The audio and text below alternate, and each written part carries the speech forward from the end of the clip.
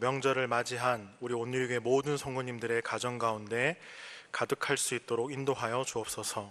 이 시간 홀로 영광 받으시고 특별히 주님께 헌금 드린 이 손길을 주님 기억하여 주시고 축복해 주옵소서. 감사하며 예수님의 이름으로 기도합니다. 아멘. 안녕하십니까. 저는 장승범 선교사라고 합니다. 네. 영상으로 보시는 분들은요 고개를 갸우뚱하실 텐데요, 오늘 주보에 제가 선교사로 이렇게 오타가 조금 되었습니다. 양해 말씀드리고요. 네. 옆 사람과 인사하겠습니다. 예수님의 이름으로 사랑합니다. 네, 예수님. 네, 달빛과 단풍 사이로 풍성하고 정겨운 추석이 찾아왔습니다. 코로나로 힘든 시기를 보내고 있는 요즘이지만 추석만큼은 걱정 근심을 잠시 내려놓고요, 또 소중한 분들과 넉넉한 마음으로 행복한 추석을 보내시기를 기도합니다. 오늘 이 함께 읽었던 시편 86편 1절에서 7절 말씀을 가지고요, 기도하는 자의 자세라는 제목으로 잠시 말씀을 나누겠습니다. 여러분 혹시 86편 위에 제목이 적혀 있는 성경을 가지고 계신 성도님들 계십니까? 뭐라고 적혀 있습니까? 네, 손 들어주시면 감사합니다. 맞습니다. 86편은요 다윗의 기도입니다. 시의 형식을 빌려서 기록된 다윗의 기도, 그것이 바로 오늘 함께 읽은 본문이 기록된 86편의 말씀입니다. 이 86편, 이 6편의 배경은요 알 수 없지만 1절부터 17절까지의 내용을 미루어 보아 이 기도를 드리는 당시 다윗의 상황은요, 대적들, 다윗을 대적하는 대적들로 인해서 큰 환난과 어려움을 당했던 그때에 쓰였던 시입니다. 다윗은 환난의 때에 하나님의 도우심을 간절히 바라보며 기도함으로 하나님 앞에 나아가죠. 하나님을 바라보며 겸손하게 그 앞에 나아가는 이 다윗의 기도회는요, 오늘 말씀의 제목인 기도하는 자의 자세뿐만 아니라 기도하는 자의 믿음과 관련해서 몇 가지 중요한 교훈을 우리에게 주고 있습니다. 자, 1절 말씀 살펴보겠습니다. 1절을 한번 다 같이 읽어보겠습니다. 여호와여 나는 가난하고 궁핍하오니 주의 귀를 기울여 내게 응답하소서. 기도하는 자의 가장 기본적인 자세를 말씀해 주고 있습니다. 가난하고 궁핍하다라는 것은요, 도움이 절실하다라는 그 뜻을 말해 줍니다. 다시 말해서 도움이 없으면 그 자리에서 당장 죽을 수밖에 없는 상황을 뜻하는 것이죠. 때문에 이 고백은 하나님이 도와주지 않으면 여기에서 모든 것이 끊어질 수밖에 없다는 절신하고 절박한 기도입니다. 그런데 중요한 것은 이것은 단지 기도자의 이런 외적인 상황에 대한 고백만은 아니라는 사실입니다. 오히려 보다 근본적으로 기도하는 자 스스로 가져야 하는 영적인 자세, 그 이면에 이런 뜻을 담고 있습니다. 기도하는 자가 처한 가난과 궁핍함에 대해서 스스로의 힘으로 도저히 벗어날 수 없는 것처럼 하나님께 나아가는 자는 그 문제에 대해서 자신이 할 수 있는 것이 아무것도 없다라는 것을 아는 것입니다. 자기의 연약함, 그것을 철저히 인식하는 것이죠. 이런 인식이 있을 때 우리는 모든 상황에 하나님을 의지하고 나아갈 수 있다라는 것입니다. 때문에 기도하는 자의 가장 기본적인 자세는요, 자신의 연약함을 아는 것입니다. 오직 도움이 하나님께만 있음을 믿고 겸손하게 하나님을 붙잡아야 된다는 것을 1절 말씀을 통해서 알 수 있습니다. 자, 그러면 이런 질문 한번 드려보겠습니다. 지금까지 신앙생활을 해오시면서 가장 절박했던 기도의 제목들 한번 생각해 보십시오. 그리고 문자로 저에게 보내주십시오. 다 있으시죠? 있습니다. 그러나 다윗의 이 시편 1절 말씀을 통해서 그 절박한 기도가 한두 가지가 아닌 우리가 하는 모든 기도의 제목이 절박해야 된다, 간절함이 담겨 있어야 된다라는 뜻이기도 합니다. 웃으신 분들은 보내주실 줄 믿습니다. 자, 2절 말씀입니다. 한번 읽어보겠습니다.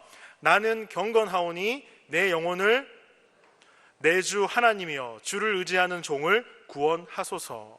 여기서 경건하다는 것은요, 주께서 은혜를 주신 자라는 의미를 담고 있습니다. 뭐라고요? 주께서 은혜를 주신 자. 다른 말로 하면요, 하나님의 은혜를 입은 자라는 뜻입니다. 자, 그리고 내 영혼을 보존하소서라는 표현은요, 하나님의 보호 아래 있는 주의 자녀의 모습을 말합니다.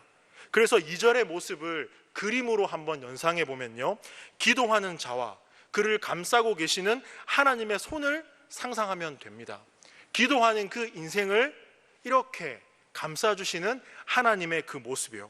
때문에 이 2절 말씀을 통해서 기도하는 자가 가져야 될 두 번째 자세는 하나님의 보호하심이 기도하는 나를 항상 덮고 둘러싸고 있다는 것에 대해 굳게 믿어야 된다는 사실입니다. 특히 환난의 때에, 고난의 때에 하나님은 기도하는 자를 보호하시고요, 그의 기도를 반드시 들으신다는 것을 믿으시길 바랍니다. 여러분, 하나님의 손이 지금도 기도하는 저와 여러분을요 덮고 계심을 잊지 마십시오. 자, 3절 말씀 볼까요? 기도하는 자의 세 번째 자세는요, 3절 말씀입니다. 주여 내게 은혜를 베푸소서. 내가 종일 주께 부르짖나이다. 아멘이십니까? 종일 부르짖나이다, 이 표현은요, 지속적인 그리고 간절한 기도를 의미합니다. 여러분, 포기하지 않는 기도, 하나님을 끝까지 신뢰하고 믿음으로 부르짖는 기도를 말해 줍니다. 자, 다윗의 기도는요, 포기하지 않는 기도였고요, 끝까지 간절히 주님께 부르짖고 나아가는 기도였습니다. 여러분, 그렇다면 다윗이 그렇게 기도할 수 있었던 이유는 무엇일까요? 두 글자입니다. 힌트를 드릴게요. 시읒 리을, 신뢰입니다. 뭐라고요? 신뢰입니다. 다윗이 그렇게 포기하지 않고 주님께 간절히 기도하며 나아갈 수 있었던 것은 신뢰입니다. 하나님의 진실하심, 특히 그 약속의 말씀에 진실하신 하나님에 대한 신뢰, 그것이 있었기 때문이죠. 다윗은 하나님을 신뢰했고요, 또 경험적으로 알고 있었습니다. 전적으로 하나님을 의지할 뿐만 아니라 포기하지 않는 믿음으로 끝까지 기도할 수 있었던 것은요, 하나님에 대한 신뢰가 있었습니다. 자, 제가 여러분에게 지금 단상에서 내려가서요, 한 분 한 분에게 여쭤보겠습니다. 하나님을 100% 신뢰하십니까?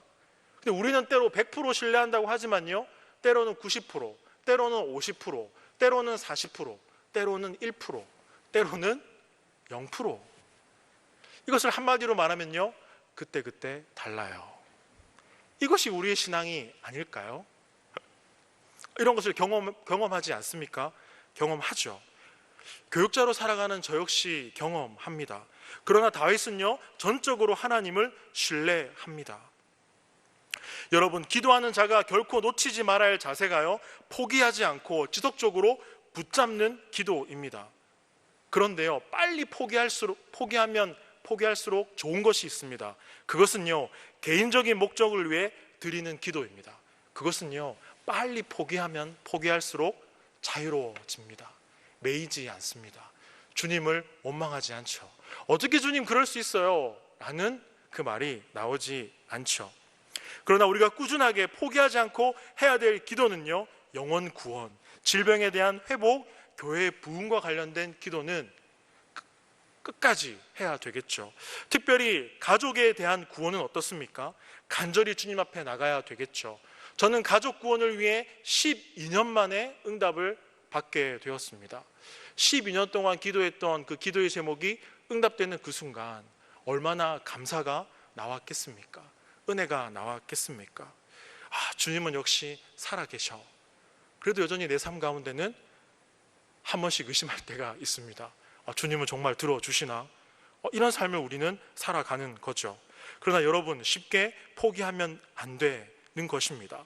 자, 오늘 우리가 함께 읽었던 이 1절, 2절, 3절 말씀을 통해서 우리는 기도하는 자세에 대해서 배우게 됩니다. 1절 말씀을 통해서요, 자신의 연약함을 깨닫고 하나님을 의지하는 기도, 2절 말씀을 통해서요, 하나님의 보호하심이 기도하는 자를 둘러싸고 있기 때문에 두려워하지 않고 담대히 주님 앞에 아뢰며 나아가는 것. 세 번째 자세는 하나님을 신뢰함으로 포기하지 않는 기도. 여러분, 기도는 하나님의 손을 움직이는 성도의 특권입니다. 기도를 통해 일하시는 하나님의 놀라운 손길을 잊지 마시기를 바랍니다. 여러분, 환난을 당한 성도의 가장 안전한 곳은 어디일까요? 하나님입니다. 하나님. 기도는 바로 그 하나님께로 나아가는 길이며 보호 안에 거하는 길이기도 합니다. 그리고 기도는 하나님의 능력의 손을 움직여서 구원의 길을 열게 하는 열쇠가 되기도 합니다. 때문에 환난의 때를 만난 성도가 가장 먼저 선택해야 되는 것은 무엇일까요? 그것은요, 기도입니다. 86편의 저자인 다윗은요, 감당할 수 없는 환난으로 인해 하나님의 도우심을 간절히 바라보며 기도함으로 하나님 앞에 나아갑니다. 우리는 이 다윗의 기도를 통해서요, 기도하는 자의 좋은 본을 발견하게 되죠. 이 다윗의 기도 속에 나타난 기도하는 자에게 중요하게 요구되는 자세가 있는데요, 그것은 바로 겸손입니다. 뭐라고요? 겸손입니다. 자신의 연약함을 깨닫고 오직 도움이 하나님께만 있음을 믿고 겸손히 하나님을 붙잡는 것. 하나님은 겸손한 자의 마음을 기뻐하시고요, 전적으로 하나님을 의지하며 찾는 자에게 은혜를 베푸시기 때문입니다. 그리고 기도하는 자는 하나님의 보호하심이 항상 자신을 지키심을 믿습니다. 환난 중에라도 환경으로 인해 두려워하지 않고 더욱 믿음으로 하나님을 붙잡게 되죠. 그 믿음이 담대하고요, 그 믿음이 우리의 심지를 굳게 한다라는 것입니다. 그러면 저와 여러분이 기억해야 될 것이 무엇입니까? 이런 기도가 가능한 것, 바로 하나님에 대한 신뢰라는 사실입니다. 이 신뢰가 있을 때 이러한 기도가 가능하다라는 것입니다. 언제나 진실하심으로 그 백성을 보호하시고 도우시고 이끄시는 그 하나님에 대한 신뢰, 그 신뢰가 저와 여러분의 삶 가운데에 가득하기를 소망합니다. 자, 계속해서 다윗은요, 기도하는 자의 중요한 자세, 특히 영혼의 기쁨과 만족을 사모해야 된다라고 고백하는데요, 자, 4절 말씀 보십시오. 같이 한번 읽어보겠습니다.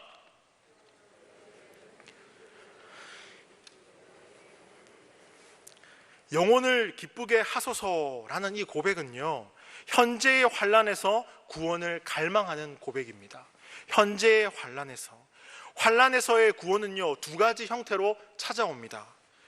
하나는 환난 자체를 벗어나는 것이고요, 다른 하나는 환난 속에서도 그 환난을 뛰어넘어 그 영혼이 자유함을 누리는 것입니다. 인생은 고난과 환난의 연속입니다. 때문에 잠시 환난을 벗어날 수 있지만 항상 다른 고난과 환난이 그 다음 자리에 기다리고 있는 것, 그것이 바로 인생입니다. 여러분, 유퀴즈라는 프로 아십니까? 거기에 장항준 감독입니까? 그 감독이 나와서 이런 말을 하더라고요. 지금 어떠세요? 유재석 씨가 MC가 물어보더라고요. 감독님 지금 어떠십니까? 너무 좋아요. 너무 행복해요.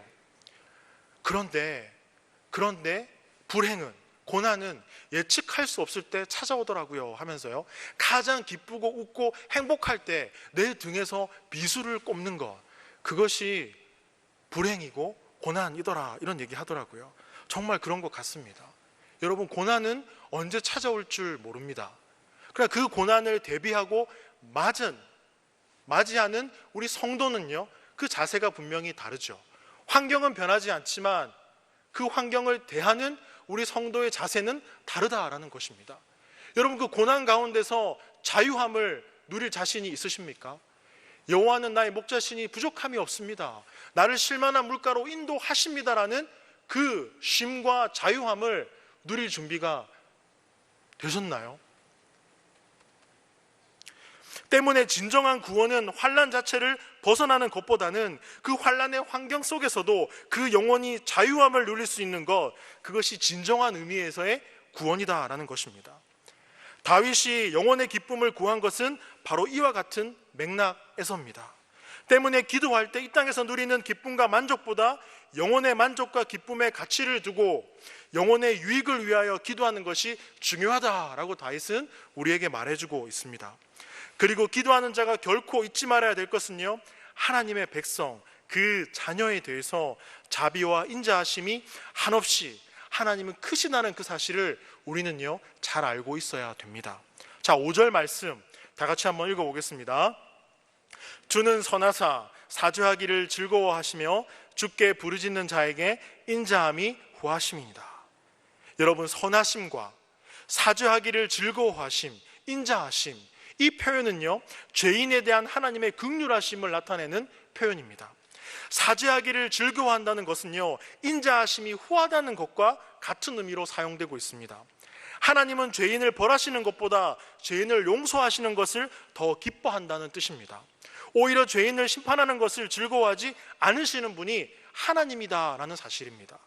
여러분, 제가 말씀 두 구절을 읽어드리겠습니다. 시편 103편 8편에 보시면요, 8절에 보시면 여호와는 자비로우시며 은혜로우시며 노하기를 더디하시며 인자하심이 풍부하시도다. 아멘. 이사야 55장 7절에 보시면요, 악인은 그 길을, 불의한 자는 그 생각을 버리고 여호와께로 돌아오라. 그리하면 그가 긍휼히 여기시리라. 우리 하나님께로 나오라. 그가 널리 용서하시리라. 성경에 기록된 하나님은요 죄인을 용서하시고 구원하시기를 기뻐하는 분이시죠. 죄인을 심판하며 멸하는 것을 기뻐하는 분이 아니시다라는 것을 말해주고 있습니다. 하나님은 모든 영혼이 구원받기를 원하십니다. 한 영혼이라도 멸망받는 것을 원하시는 분이 아니다라는 사실입니다.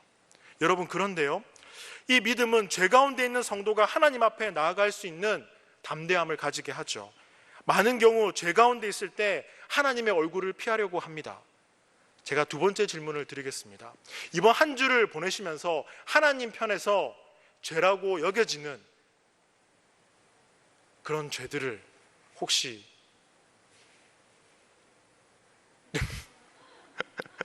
저지르셨나요? 그렇죠. 우리는 하나님 편에 보기에 죄라고 여겨지는 것들을 일상 가운데 마주하며 살아갑니다. 죄가 가지고 있는 본성은요 항상 하나님과 우리 사이를 단절시키죠. 하나님의 얼굴을 피하게 하는 습성을 가지고 있습니다. 죄로 인해 수치와 죄책감에 사로잡히게 되면 하나님께 나아갈 수 없게 되죠. 도망가고 숨고 싶게 되죠. 그리고 심판에 대한 두려움으로 하나님 앞에 나아가지 못하게 합니다. 바로 이때 필요한 것이 바로 하나님의 자비하심과 인자하심에 대한 믿음입니다. 4절 말씀 보십시오. 하나님의 자비하심과 인자하심은 우리의 죄보다 큽니다. 때문에 비록 수치와 죄책감에 사로잡힐 때라도 그마저도 겸손히 내려놓고 하나님의 이 자비하심과 인자하심을 꼭 붙잡고 하나님 앞에 나아가야 된다는 사실입니다. 그럴 때 그 기도 가운데 응답해 주시는 주님을 우리는 우리 삶에서 만나게 됩니다. 여러분, 기억해 주십시오. 신앙의 성숙은 기도의 내용과 비례합니다.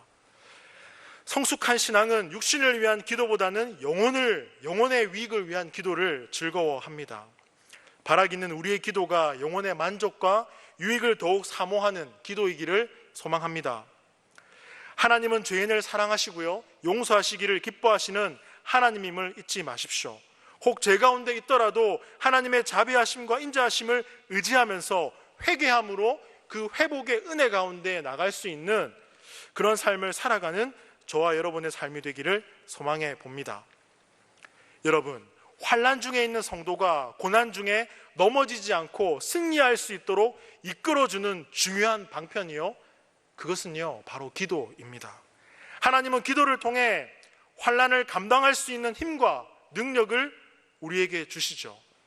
환난 중에 있는 성도의 마음까지 붙잡아 주시죠. 누가요? 하나님이요.